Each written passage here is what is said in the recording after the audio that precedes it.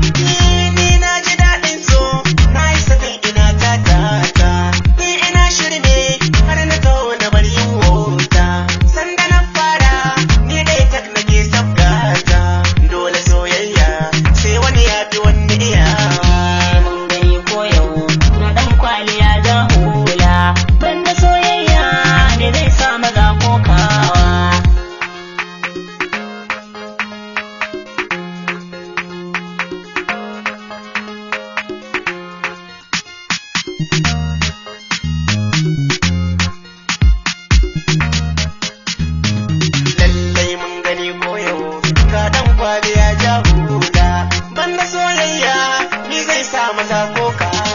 Ni kyau na soyayya kai ta kai da mai kishin ka, wanda zai jure ya ringa kankaro kimarka, ko a bayan ka bakin sa bai faɗin sharrin ka, in ku kai sirri da shirin